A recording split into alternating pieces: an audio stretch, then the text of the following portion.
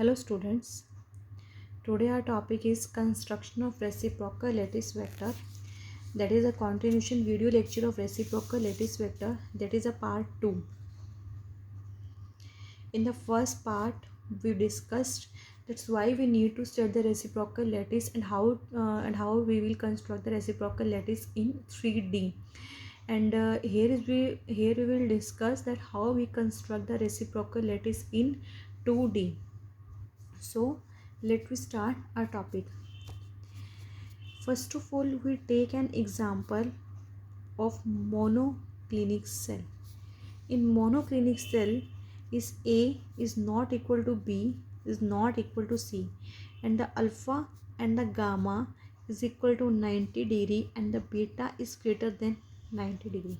ठीक है, ये हमारे पास कंडीशन होती है मोनोक्लिनिक सेल की. देखिए स्टूडेंट, जैसे कि अगर मान लीजिए मैं इस तरह से मैंने एक लेटेस बना दिया,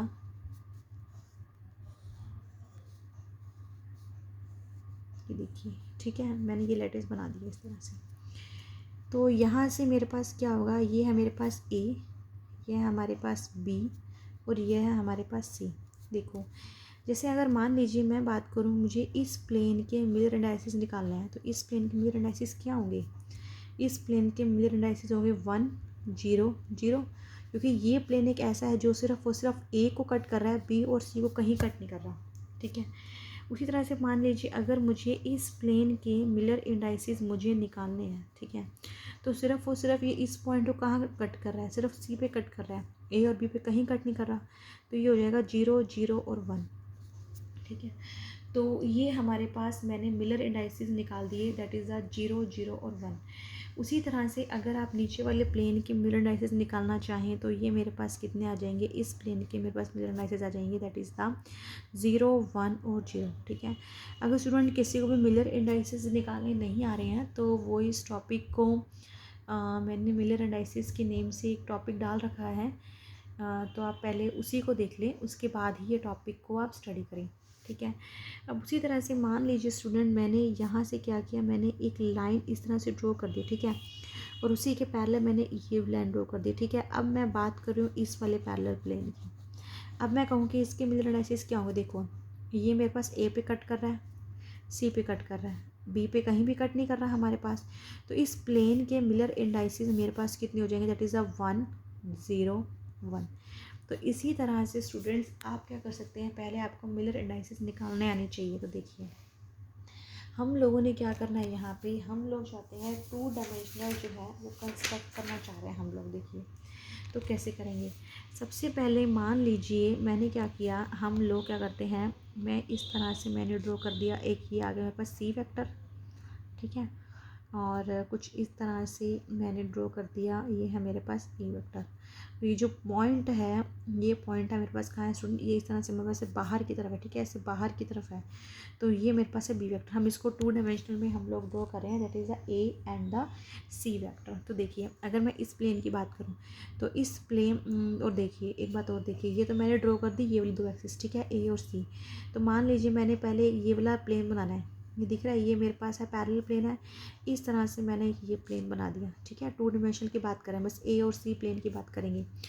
और सी की बात करूँ तो मेरे पास ये वाला प्लेन है, दैट इज़ अ 0 0 1, और मैंने एक ये प्लेन बना दिया. ठीक है, मैंने क्या किया, 2 तो मैंने एक्सिस ड्रॉ कर दी, ए एक्सिस और सी एक्सिस. ये वाला प्लेन है, मैंने ये प्लेन ड्रॉ कर दिया, और एक जो ये वाला प्लेन है मैंने ये प्लेन ड्रॉ कर दिया. तो देखो, और मैंने कंस्ट्रक्शन आपको इससे पहले वाला जो लेक्चर था स्टूडेंट वो आप ज़रूर देखना. ठीक है, उसमें मैंने बताया था कि रेसिप्रोकल लेटिस को हम लोग पॉइंट जो वो कैसे ड्रॉ करते हैं. तो देखिए मान लीजिए मैंने ये ओरिजिन मान रखा है, तो इस ओरिजिन से हम लोग क्या करते हैं, जैसे मान लीजिए मेरे पास ये पैरेलल प्लेन है, ये पैरेलल प्लेन्स है, क्या करते होते हैं यहाँ से अब हम लोग क्या करेंगे, एक परपेंडिकुलर ड्रॉ करेंगे, एक परपेंडिकुलर इतना ड्रॉ करेंगे जो कि इन दोनों प्लेन्स के मेरे पास क्या होगा, इन दोनों प्लेन्स के मेरे पास क्या होगा, रेसिप्रोकल होगा, उतना ड्रॉ करेंगे. ठीक है, तो मान लीजिए ये मैंने ड्रॉ कर दिया, ध्यान से समझना स्टूडेंट, बहुत ही इंपॉर्टेंट है.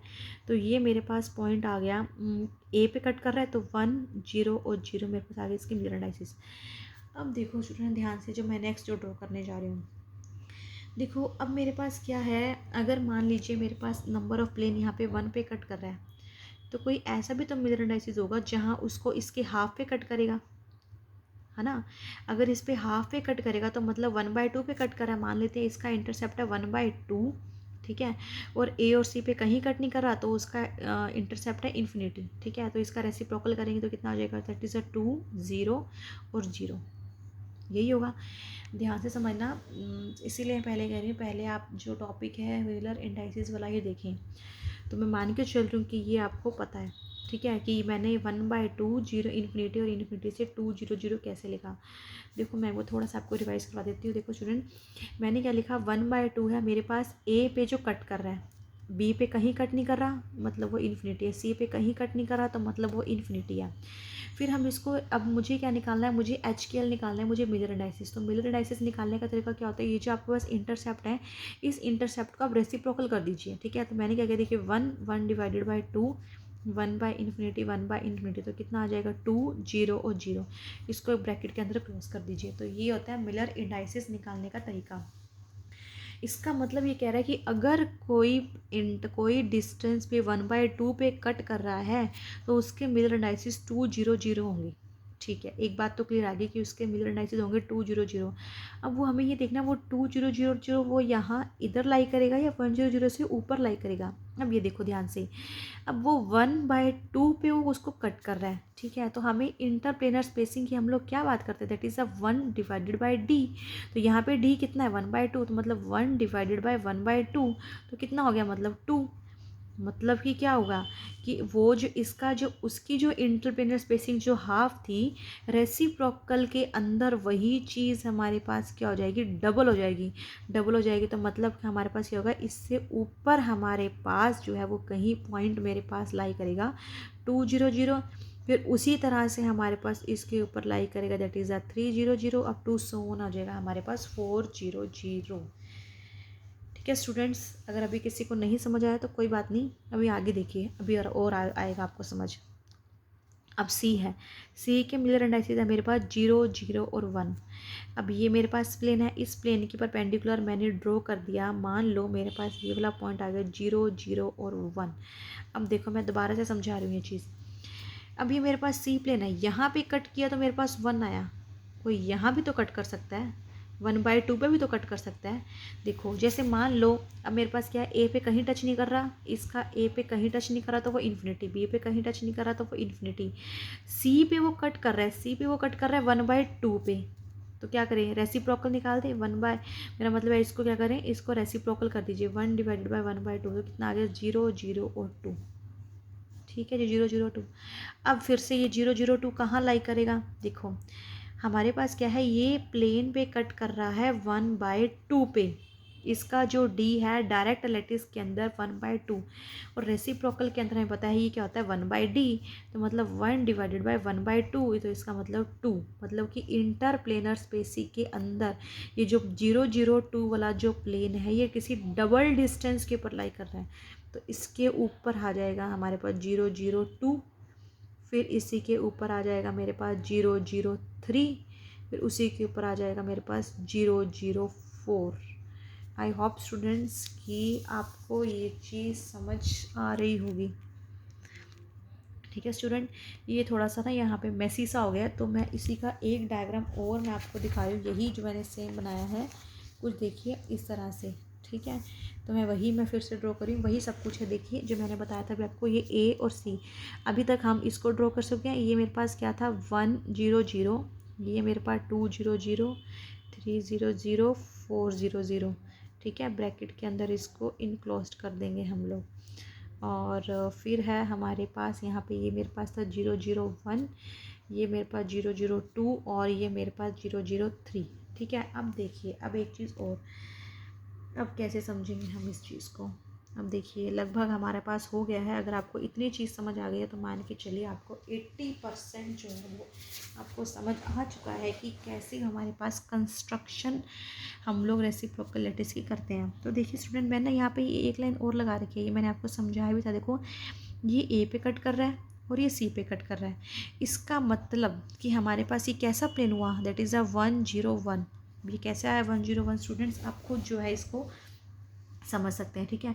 तो मुझे क्या करना पड़ेगा, इसी प्लेन से मुझे क्या ड्रॉ करना पड़ेगा, एक परपेंडिकुलर ड्रॉ करना पड़ेगा। वही सेम परपेंडिकुलर कितना ड्रॉ करना पड़ेगा, 1/d जितना। तो उसी तरह देखो ये रहा मेरा इस प्लेन से मैंने परपेंडिकुलर ड्रॉ किया हुआ है, तो ये मेरे पास है, दैट इज़ द हमारे पास कितना हो जाएगा, ये हमारे पास है 101, ठीक है। अगर अब ये वाला मेरे पास 101 है, तो उसी तरह से हमारे पास जैसे मैंने बताया था ऊपर हो जाएगा, जैसे 201, 301 और ये हो जाएगा मेरे पास 401। बस अब आप ड्रॉ कर ही देंगे इसको, ठीक है। और अगर हम इधर की तरफ जा रहे हैं, मेरे पास क्या है 101, तो ये हो जाएगा 101, 20, ये हो जाएगा हमारे पास देखिए जैसे कि मेरे पास है 101, 102 और ये हो जाएगा मेरे पास 103, 201, 202, 301, 302, 401, 402। तो इस तरह से ये आप जो है इसको कंस्ट्रक्ट कर देंगे। इसी को ही स्टूडेंट्स हम लोग बोलते हैं, हमारे पास हम लोगों ने टॉपिक पढ़ लिया, इसको हम लोग बोलते हैं that is the construction of reciprocal lattice, ठीक है स्टूडेंट। तो देखिए फिर उसके बाद एक होता है हमारे पास रेसिप्रोकल लैटिस वेक्टर भी होता है हमारे पास। देखिए अब वो क्या चीज़ होती है हमारे पास, रेसिप्रोकल लैटिस वेक्टर। अब देखिए इसको देखते हैं हम लोग।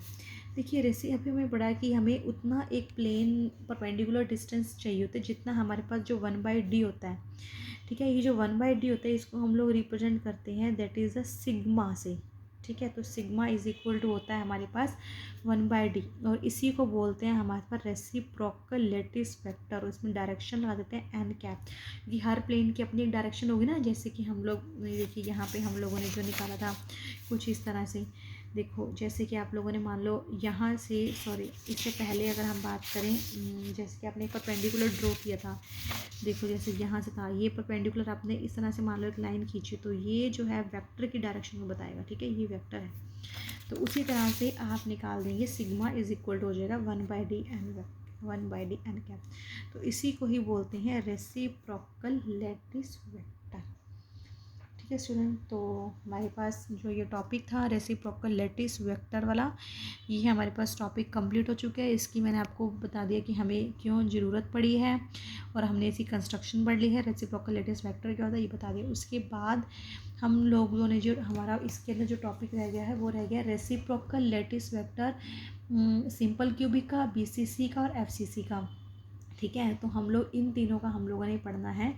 तो इन तीनों को जो रेसिप्रोकल लैटिस और बीसीसी, एफसीसी और अंदर एससी, इन तीनों की हम लोग पढ़ेंगे नेक्स्ट वीडियो में। तो अभी के लिए स्टूडेंट्स इतना ही, आप यही टॉपिक पढ़िए। तो नेक्स्ट वीडियो लेक्चर में हम लोग मिलेंगे। Okay students, thank you.